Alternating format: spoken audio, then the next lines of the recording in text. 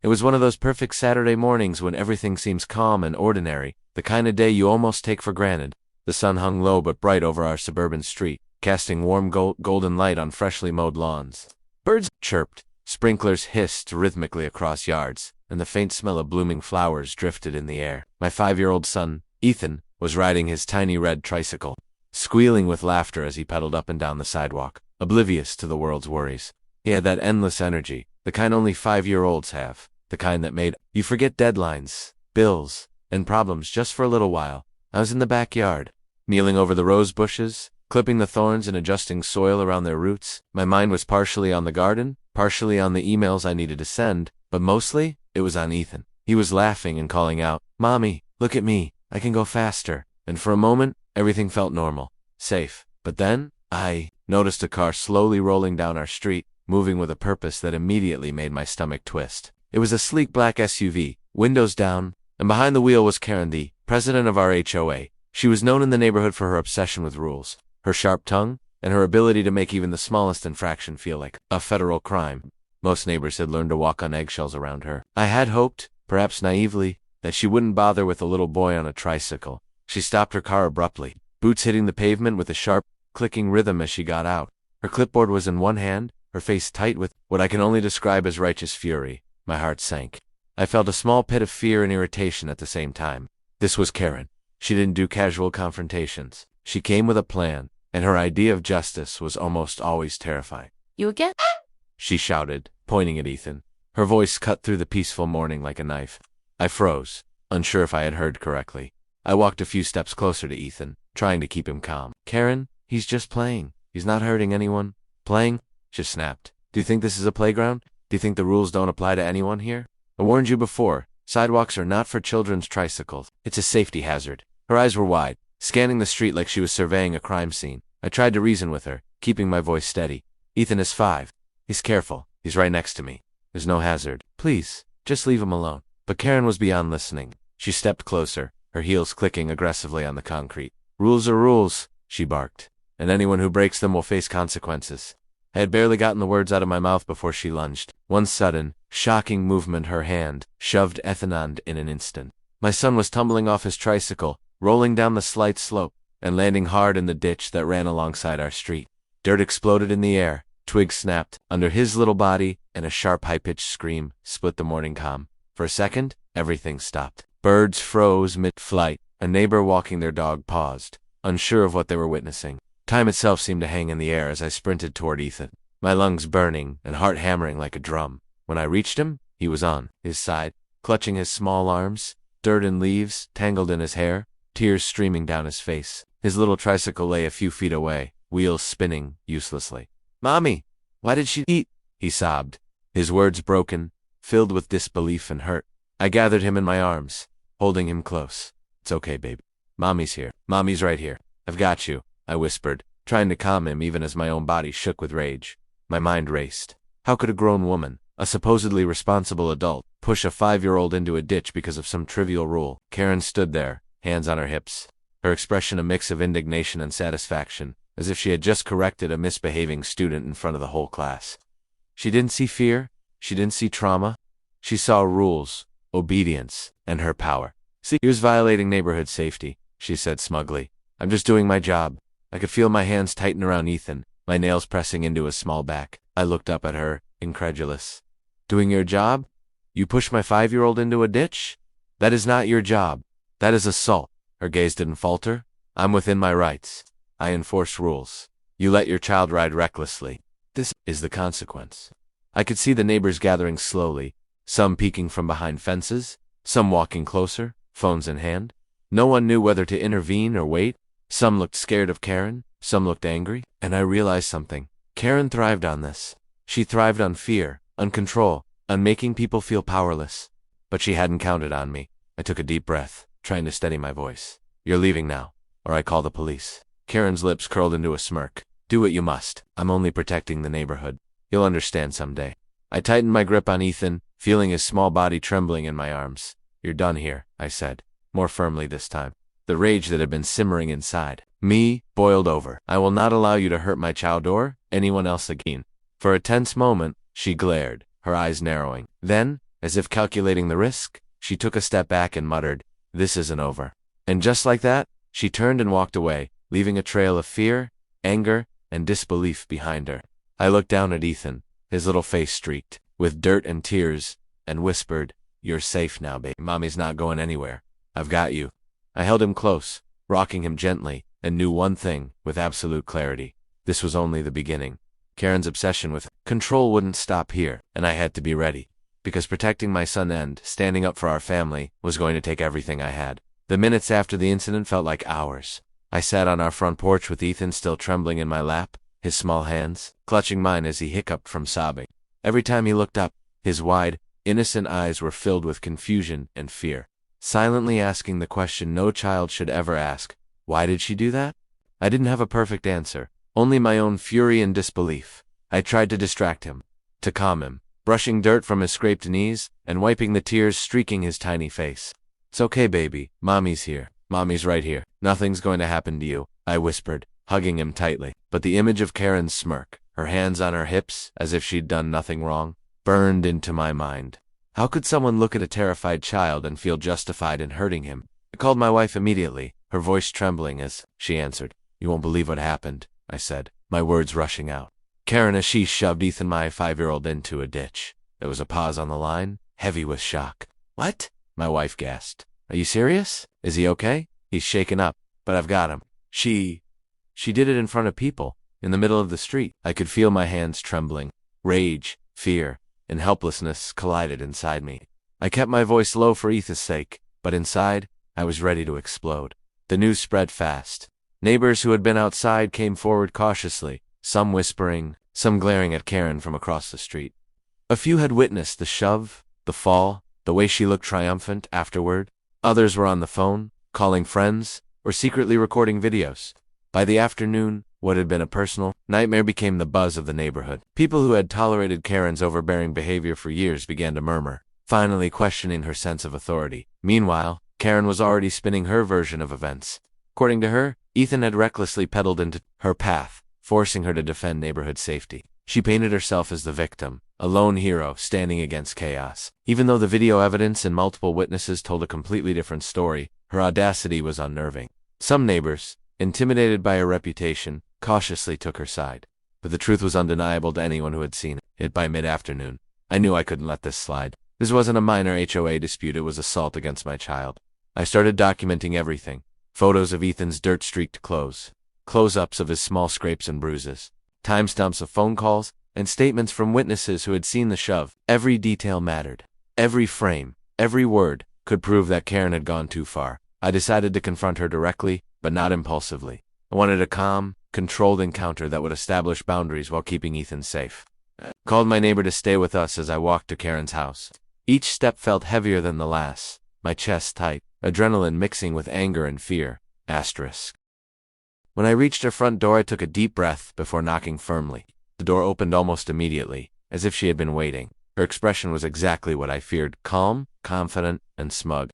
The clipboard was back in her hand, her nails tapping impatiently. "You're lucky I didn't call the cops immediately," I said, keeping my voice low but steady. "You pushed my son? That's assault." Karen tilted her head, feigning shock. "Assault? I'm just enforcing neighborhood rules.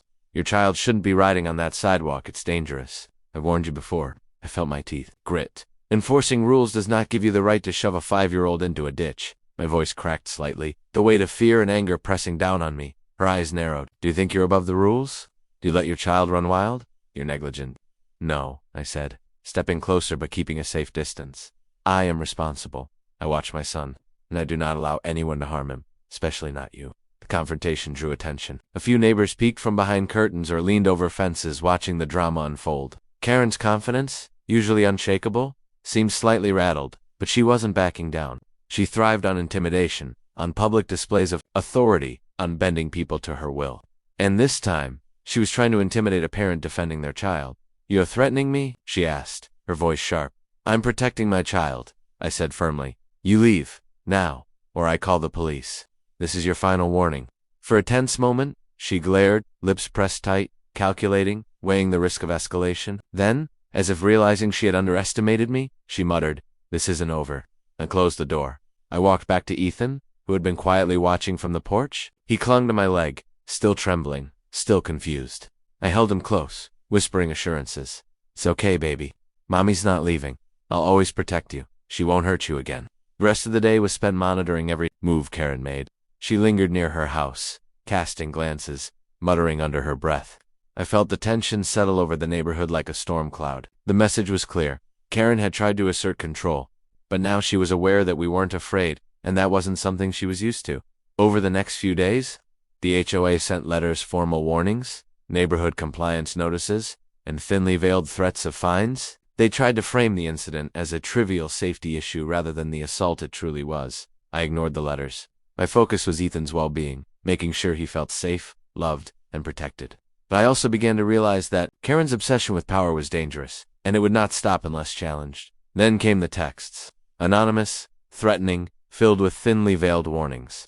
"You'll regret causing trouble," and "The HOA protects its own." It was obvious who was behind them.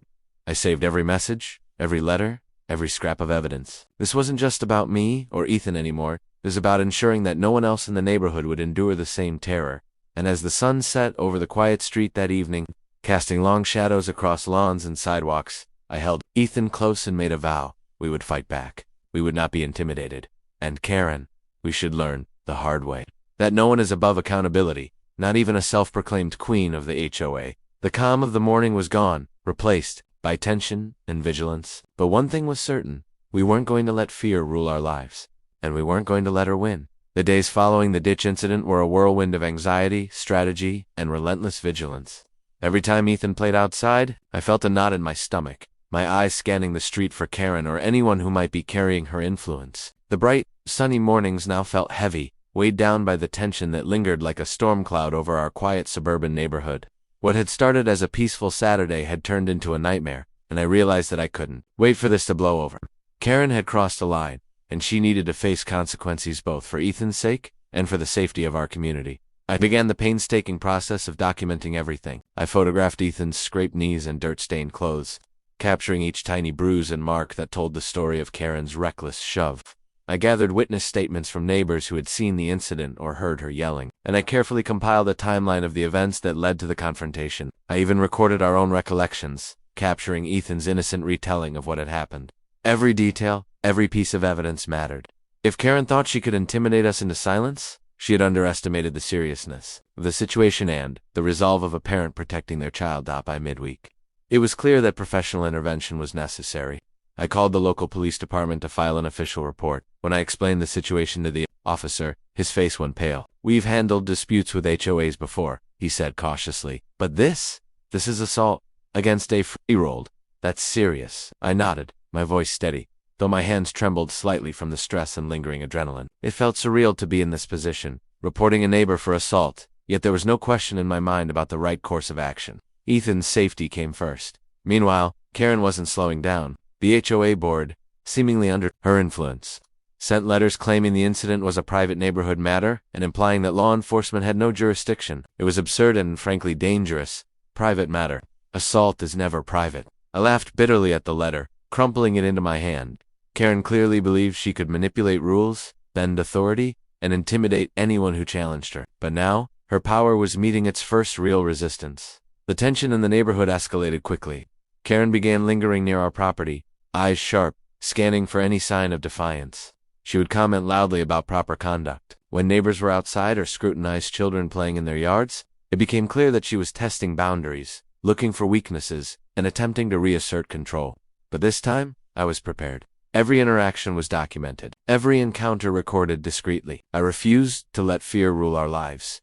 Then came the anonymous texts and messages. Thinly veiled threats warning us to stop stirring trouble and reminding us that the HOA protects its own. I knew instantly they were from Karen or her allies. I saved each message, every word, a damning testament to the intimidation she employed. With each one, my resolve strengthened. She had picked the wrong family to bully. Finally, after weeks of preparation and legal counsel, a formal HOA hearing was scheduled. This was my opportunity to confront Karen and make sure the neighborhood understood the severity of her actions. I arrived with Ethan, evidence carefully organized, and witnesses ready to speak. The atmosphere in the room was tense, almost suffocating. Karen entered with the same air of superiority, her clipboard in hand, but there was a flicker in her expression, a hint of uncertainty that I hadn't seen before. The hearing began. Karen tried to present herself as calm and reasonable, claiming she had only acted to protect the neighborhood and that any injuries to Ethan were incidental. But the evidence spoke louder than her words. Witness statements corroborated our account. Videos showed her aggressive approach, and photos documented the aftermath of her shot. For the first time, I saw her confidence waver. The room of HOA board members, neighbors, and attendees was silent, watching the confrontation unfold like a high-stakes drama. As the hearing progressed, it became clear that the community's perception of Karen was shifting.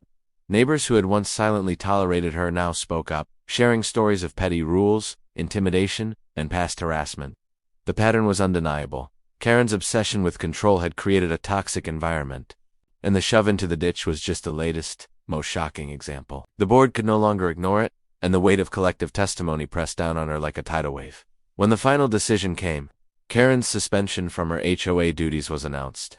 She was ordered to undergo anger management and professional counseling. A formal record of the incident was placed in the HOA files, and police involvement ensured there was legal accountability for her actions. For the first time, she faced tangible consequences for her behavior.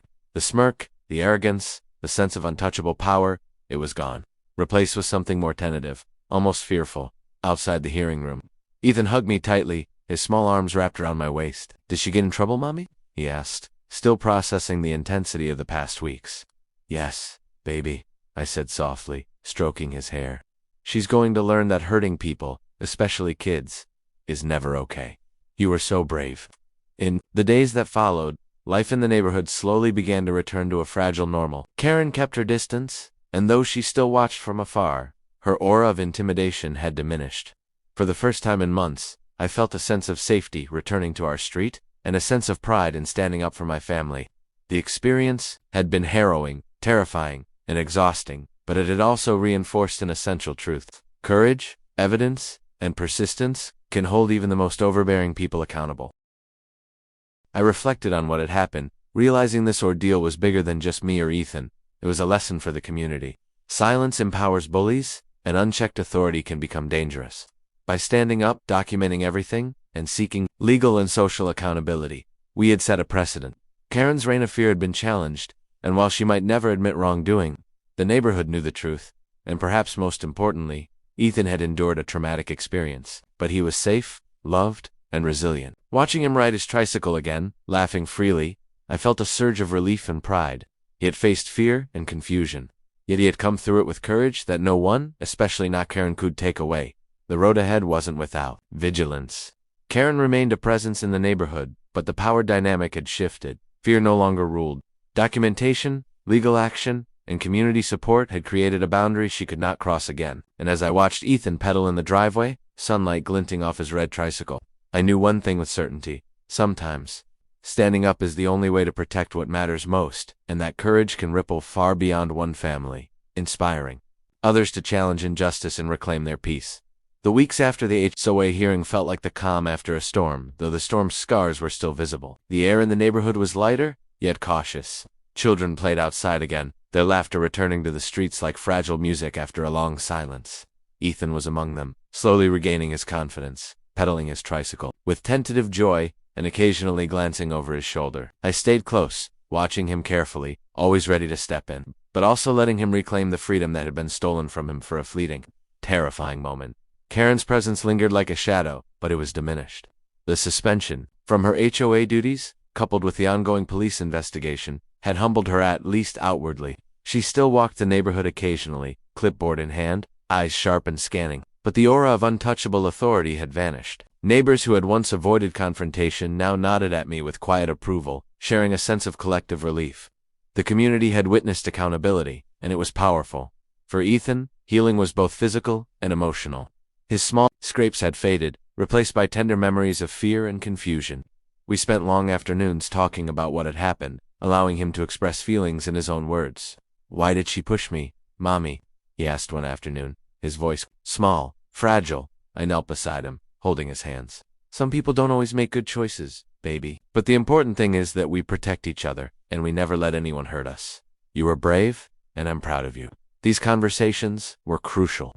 Trauma leaves invisible marks, and for a 5-year-old, understanding that the danger was external and not his fault was essential. Over time, His laughter returned, louder, freer, more triumphant. I watched him ride around the driveway with a grin that could light up the darkest day, and felt an overwhelming sense of relief and pride. He had endured something terrifying, yet he was learning that courage, resilience, and love could overcome fear. The experience also left me reflecting deeply on the neighborhood dynamic and the power of accountability. Karen's behavior had exposed a pattern of unchecked authority that many had silently tolerated. It was a lesson that fear often enables abuse, and that silence empowers those who think rules exist only to serve themselves. Standing up wasn't easy. The confrontation, the police reports, the formal hearings, it had all been exhausting, stressful, and emotionally draining, but it had been necessary. I realized that courage isn't always loud. Sometimes, it's persistent, methodical, and unwavering. I shared our story online, hoping to warn other families, other neighborhoods, about the risks of unchecked HOA power and the importance of documenting incidents. The response was overwhelming. Messages poured in from people across the country, sharing their own experiences with Karen-type figures. Petty rules enforced with intimidation, verbal harassment, or even physical aggression. Many thanked me for speaking out, saying our story gave them courage to challenge similar situations. It was a reminder that what we had endured, terrifying as it was, could also empower others. Karen, predictably, attempted to spin her own narrative online. But by this point, the truth had weight, evidence, and witnesses on our side. Her credibility was fading, and the community had begun to see her for what she truly was. A person whose obsession with control had escalated dangerously. This wasn't just about a shove into a ditch. It was about exposing patterns of abuse and ensuring accountability. As life slowly returned to a sense of normalcy, I began to notice subtle shifts in the neighborhood. People were more willing to speak up about petty grievances before they escalated. Children played more freely in their yards. Parents no longer felt the need to silently negotiate with fear. The ripple effect of standing up to one person's abuse had transformed the community dynamic in ways that I hadn't anticipated. And for Ethan, the change was profound. He pedaled his tricycle with growing confidence, laughing without hesitation, occasionally stopping to wave at neighbors who had supported us. He asked fewer questions about Karen and the incident, instead choosing to focus on the world in front of him. The swing set, the sandbox, the bright blue sky. I marveled at his resilience, at how quickly he was learning to reclaim joy after trauma. Of course, the memory of the shove and the fear it instilled would never completely disappear. Trauma has a way of leaving subtle traces, moments of hesitation, or cautious glances, but it had also left him stronger. He had experienced danger, and he had learned, through love and support, that safety, protection, and courage can prevail. And that lesson, I knew, was priceless. Reflecting on the entire ordeal, I realized the story wasn't just about Karen. It was about vigilance, love, courage, and community. It was about the choices we make when someone threatens what we hold most dear. It was about the importance of documenting incidents, seeking justice, and refusing to allow fear to dictate behavior. And most importantly, it was about standing up for the most vulnerable, the children who depend on adults to protect them. As the weeks turned into months, life settled into a new rhythm. Karen faded into the background, her influence curtailed, her authority challenged. The neighborhood slowly regained its peace. Ethan thrived, and we continued to reinforce lessons of courage, empathy, and resilience in him. The trauma, though real, had been transformed into an opportunity for growth for him, for us, and for our neighbors who had finally learned that accountability matters. And every time I watched him ride his tricycle, spinning in circles, smiling, carefree once more, I felt an overwhelming sense of triumph. We had faced fear, intimidation, and abuse, and we had emerged stronger. Karen had lost her power, not just legally, but socially. And the message was clear. No one, no matter how entitled or controlling, is above accountability, especially when it comes to the safety of a child. This story, terrifying as it was, became a testament to courage, parental love, and the power of standing up. It reminded me that the world can be full of people who try to assert control through fear, but with evidence, persistence, and unwavering love. Even the most overbearing forces can be challenged and overcome. And as Ethan pedaled into the sunlight, laughing freely, I truly knew that we had won far more than a legal or social battle. We had reclaimed our peace, our joy, and our right to live without fear.